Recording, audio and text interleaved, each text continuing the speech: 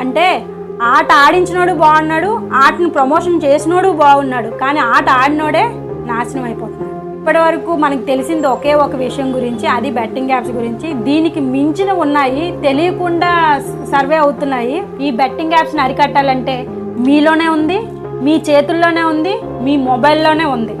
సర్వనాశనం అయిపోయి తర్వాత ఏం చేయాలో తెలియక పురుగుల మందు లేదంటే ఆత్మహత్యలు చేసుకొని చచ్చిపోతున్నారు. ప్రతి ఒక్కరు క్షమాపణలు చెప్పడానికి Instagram stories, YouTube stories, YouTube videos అన్నీ చేయడం మొదలెట్టారు. అందరికీ నమస్కారం, వెల్కమ్ టు రోజుకో కదా. ఈరోజు టాపిక్ చాలా ఇంపార్టెంట్ టాపిక్ అండి. అది మాట్లాడడానికే ఈ వీడియో ద్వారా మీ ముందుకైతే వచ్చాను. గత నెల రోజులుగా జరుగుతున్న ట్రెండింగ్ టాపిక్ ఏదైనా ఉందంటే అది బెట్టింగ్ యాప్స్ అండి. అయితే ఈ నెల రోజుల నుంచి కూడా సోషల్ మీడియా అంటే యూట్యూబ్ ఇన్ఫ్లుయెన్సర్స్ అందరూ కూడా ఈ బెట్టింగ్ యాప్స్ని అరికట్టాలని చెప్పి వీడియోస్ అయితే స్టార్ట్ చేశారు. చాలామంది ఇన్ఫ్లుయెన్సర్స్ చెప్తూ ఉన్నారు, మీరు కూడా యూట్యూబర్స్ అయ్యుండి మీరు కూడా ఒక వీడియో అనేది చేయండి ఈ బెట్టింగ్ యాప్స్ని అరికట్టడానికి గురించి అని చెప్పి చాలా మటుకు మెసేజ్లు కానీ మెయిల్స్ కానీ వస్తూ ఉన్నాయి. నేను కొద్దిగా లేట్గా స్టార్ట్ చేశానని మీరు అనుకోకండి. నేను గడిచిన 1 year బ్యాక్ నుంచే స్టార్ట్ చేశాను. కాకపోతే నాకు ఆ వీడియోస్కి చూసి ఎవరు అంతవరకు రీచ్ అవ్వలేదు ఎవరికి. కావాలంటే నేను కార్డ్స్లో పెడతాను చూడండి. ఇది బెట్టింగ్ 1 year ముందు బాగా రేంజ్లో ఉన్నప్పుడే నేను చెప్పాను, బెట్టింగ్స్ ఆడడం వల్ల చాలా మటుకు నష్టపోతున్నారు, చాలా మటుకు చనిపోతున్నారు అని చెప్పి.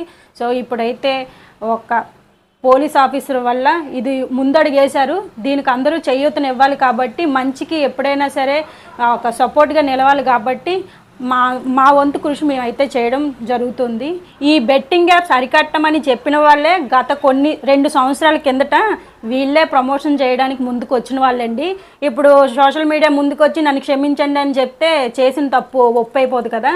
కాకపోతే ఏంటంటే ఆపారు కాబట్టి మంచిదే, మంచి చెప్తున్నారు, తప్పేం లేదు. అయితే మాకు కూడా ఈ బెట్టింగ్ యాప్స్ ప్రమోట్ చేయమని చాలా మటుకు మెయిల్స్ అయితే వచ్చాయండి. ఇప్పుడు కాదు, 2.5 సంవత్సరాల కిందట 1,00,000, 2 లక్షలు, 3 లక్షలు ఇస్తామని కూడా అన్నారు. మిమ్మల్ని బాధ పెట్టి మిమ్మల్ని నష్టపెట్టి చేసే ఏ ఒక్క పనైనా నాకు మనశ్శాంతిని అవ్వదండి. అందుకనే చెప్పి నేను ఈ బెట్టింగ్ యాప్స్కి చాలా దూరంగా ఉన్నాను.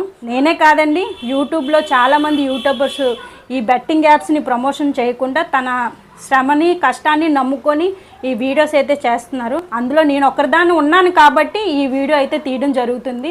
ప్రతి ఒక్కరిని వైజాగ్లో పలానా యూట్యూబర్ని అరెస్ట్ చేశారు అని చెప్పి ఒక న్యూస్ అయితే మనం విన్నాము. కానీ అది ఎంతవరకు నిజమో ఇప్పటికొచ్చి ఒక వీడియో కూడా మనకి అందుబాటులో లేదు. ఎందుకంటే అరెస్ట్ చేసినట్టు జైల్లో ఉంచినట్టు కూడా ఒక్క వీడియో కూడా మన దగ్గర లేదు.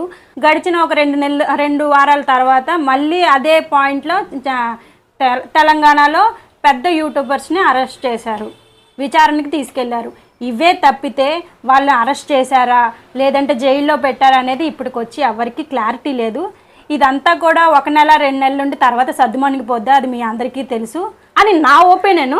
అంటే మనుషుల్ని అలాగా మన అమాయకత్వాన్ని అలాగే ఎలా క్యాష్ చేసుకున్నారో ఇప్పటికే అందరికీ తెలిసి ఉంటుంది. ఎందుకంటే ఇన్స్టా స్టేటస్లోని చాలా మటుకు స్టోరీస్ పెట్టారు. ఇదంతా కల్పితమే, వాళ్ళు చెప్పినట్టు స్క్రిప్ట్ మేము చదివి మీకు వీడియో ద్వారా వినిపించామని చాలామంది మమ్మల్ని క్షమించండి, మేము ఇంకెప్పుడు కూడా ఈ బెట్టింగ్ యాప్స్ జోలికి వెళ్ళము, మా వ్యూవర్స్ని మా ఫాలోవర్స్ని ఎవరిని కూడా ఈ బాధను పడినవ్వము అని చెప్పి అంతా అయిపోయిన తర్వాత ఇప్పుడు ప్రతి ఒక్కరు క్షమాపణలు చెప్పడానికి Instagram stories, YouTube stories, YouTube videos అన్నీ చేయడం మొదలెట్టారు. గతంలోనూ కూడా చెప్పాను, ప్రమోషన్ చేసిన వాళ్ళు బాగుపడ్డారేమో కానీ ప్రమోషన్ చూసి ఆడేవాళ్ళు మాత్రం నాశనం అయిపోయారని చెప్పి. కాబట్టి ఇది మాత్రం నిజము. నేను అప్పుడు చెప్పాను, ఇప్పుడు చెప్తున్నాను, బెట్టింగ్ ఆడడం వల్ల రూపాయి వస్తుంది అన్నది అది సత్యం కాదు. ఈ బెట్టింగ్ యాప్స్ని అరికట్టాలంటే మీలోనే ఉంది, మీ చేతుల్లోనే ఉంది, మీ మొబైల్లోనే ఉంది. అవి చూడగానే డిలీట్ చేసి పడేయండి, దానివల్ల మనకి ఏ యూజ్ లేదు.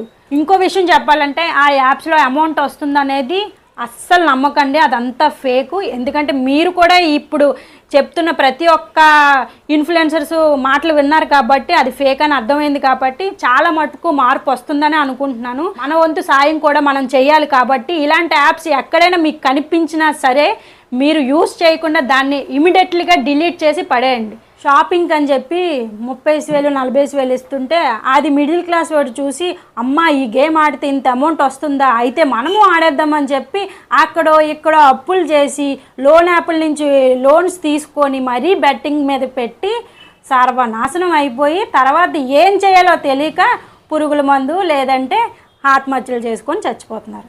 ఆట ఆడించినోడు బాగున్నాడు, ఆటను ప్రమోషన్ చేసినోడు బాగున్నాడు, కానీ ఆట ఆడినోడే నాశనం అయిపోతున్నాడు.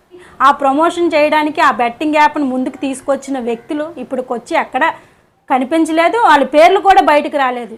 ఇప్పటి వరకు మనకు తెలిసింది ఒకే ఒక విషయం గురించి, అది బెట్టింగ్ యాప్స్ గురించి. దీనికి మించిన ఉన్నాయి, తెలియకుండా సర్వే అవుతున్నాయి జనాల్లోకి. సో వాటి గురించి కూడా నేను నెక్స్ట్ వీడియోలో అయితే మాట్లాడతాను. ఆల్రెడీ ఇప్పుడు రన్నింగ్లో అవుతున్న యాప్స్ అంటే దీని గురించి అంటే ఇప్పుడు అందరూ బెట్టింగ్ మీద పడిపోయారు కాబట్టి దాని గురించి మర్చిపోయారు. కానీ అది నేను అందరికీ గుర్తు చేస్తాను. త్వరలో ఒక మంచి వీడియోతోటి, మీకు యూస్ఫుల్ అయ్యే వీడియోతోటి మళ్ళీ వస్తాను. నమస్తే.